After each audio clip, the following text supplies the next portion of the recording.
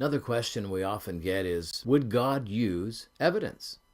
Because doesn't the scripture say that the just shall walk by faith? And then in the whole doubting Thomas story, didn't Jesus say, "Blessed are those who believe and have not seen"?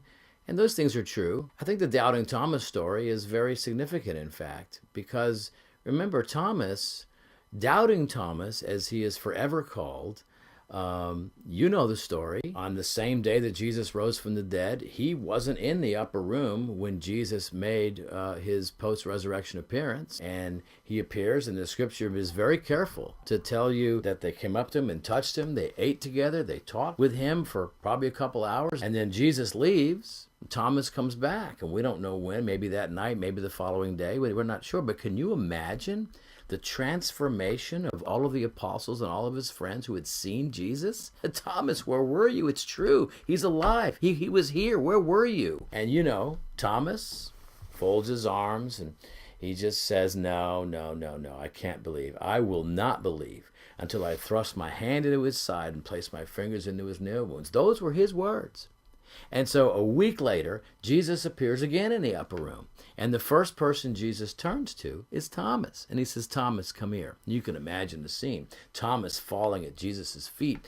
And Jesus looks down at him and says, "Thomas, thrust your hand into my side. Place your fingers into my nail wounds and be not faithless, but believe."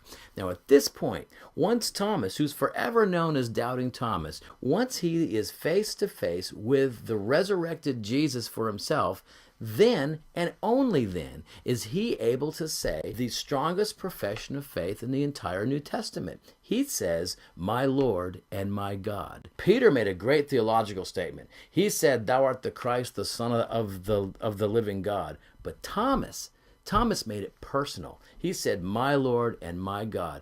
But he could only do it when he saw Jesus alive again from the dead for himself. Now I ask this question. Sure, Jesus pronounced a blessing on those who believe and have not seen, but he didn't condemn Thomas for his unbelief. And so does Thomas, therefore, represent an element of humanity that is the proverbial doubting Thomas today, the skeptic, the agnostic, even the atheist who is looking for evidence.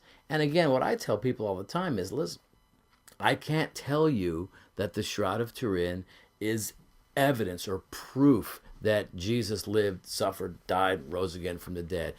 But if you're looking for evidence, this is strong stuff. And so, because it certainly supports these very things. You see, one of the things about the shroud is this from a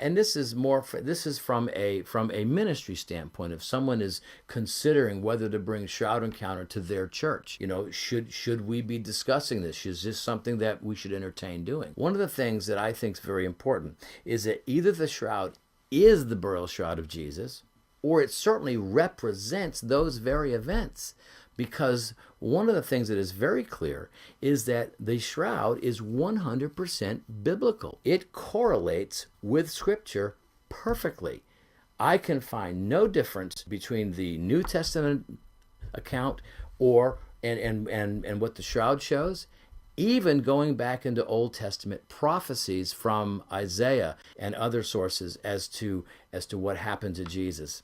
It's all there. So it either is the burial shroud of Jesus, or it certainly represents those very same things. So we can chart this middle path, and let's explore the shroud. Find out what we know, what we don't know. Let's explore the mystery, and as we do, we'll encounter the message. And the message of the shroud remains the same, whether it's authentic or not.